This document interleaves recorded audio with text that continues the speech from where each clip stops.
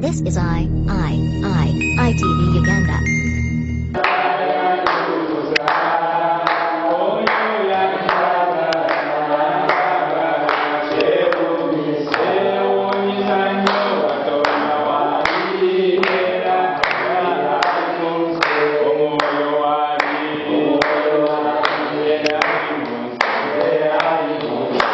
Praise Jesus. This is Buikwe Full Gospel Church. These are some of the church planters. So today we are going for door to door in Lugazi. We are going to preach the door to door gospel with these church planters. We thank God that He has enabled us to do His will, because it is our call. So we urge everybody who would like to support the work of God to do with a good heart, because when you support the work of God, God will bless you, God will prosper you, you will be working in the kingdom of God.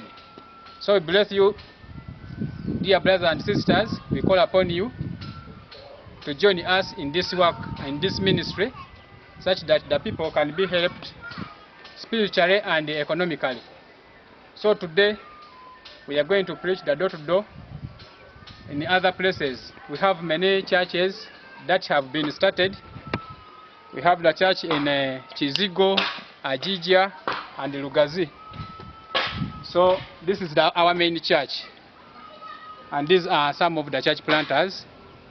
So God bless you, dear brothers and sisters. Amen.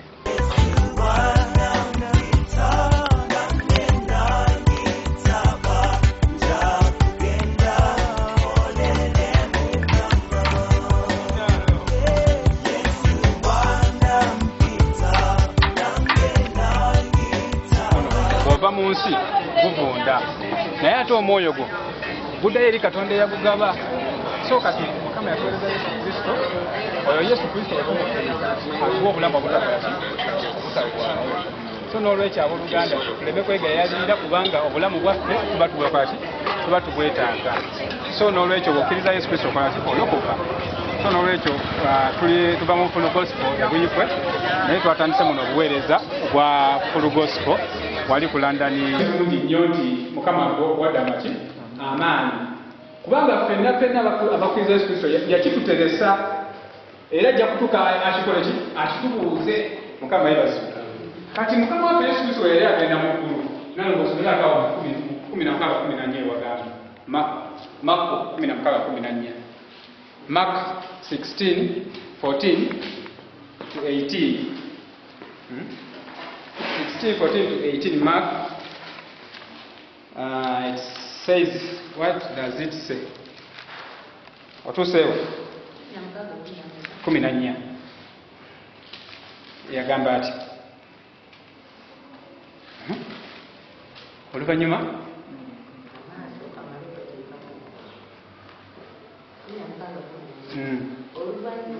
n'alagirira 11 nga batudde ku mmere, n'abanenya olw'obutakkiriza n'obukakanya bw'emitima gyabwe, kubanga tebakkiriza abaamulaba nga bazuukira. N'abagamba nti mugende mu nsi zonna mubuulire enjiri eri ebitonde byonna. Akkiriza n'abatizibwa alirokoka, naye atakkiriza alisalwa. 17.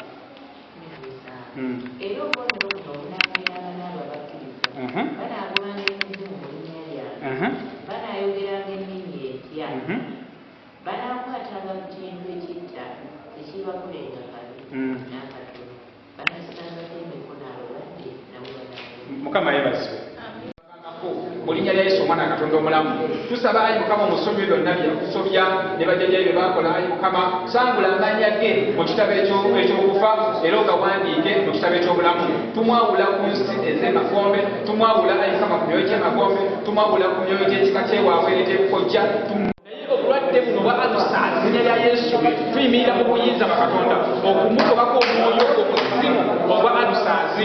Ndagira alusaasi okubona omuliro gwa Mukama ite mu bifo by'eggonye nga Mukama bwe wamponyanze era naye mukama osobola okuponya wawula kumanya ekizikisa genda naye ayi mukama musonyi byonna byakusobya ayi mukama musanyiko mukama kulye era ayi mukama kitageza obulamu bw'omulye ayi mukama kubanga gwoli katonda awonya bitabasawa mulinnya yesu omwana katonda obulamu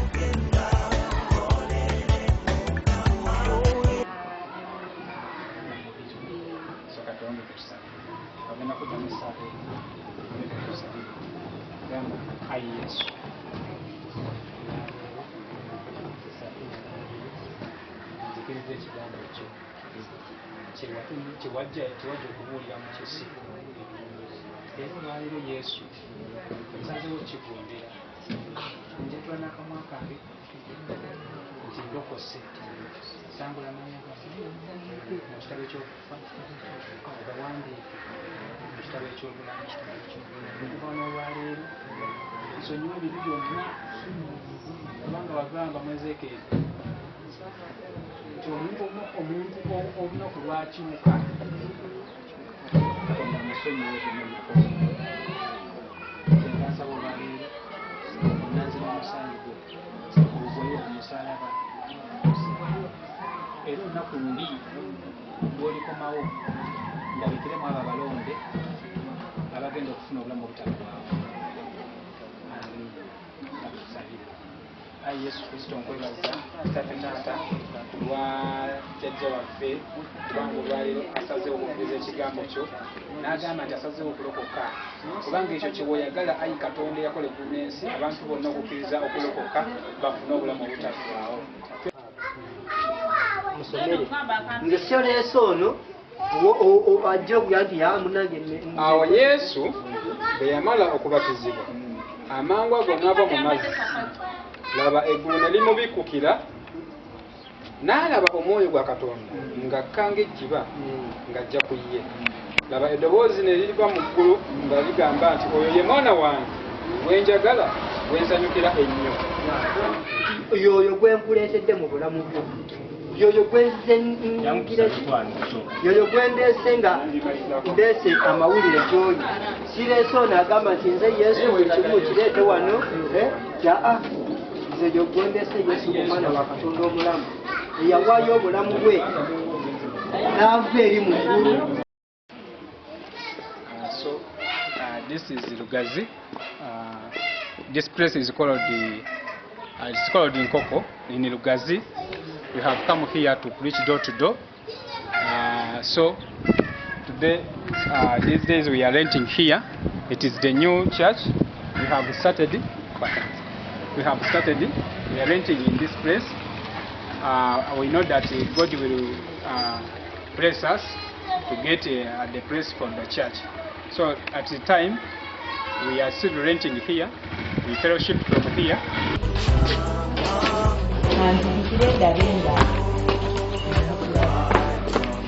Okay.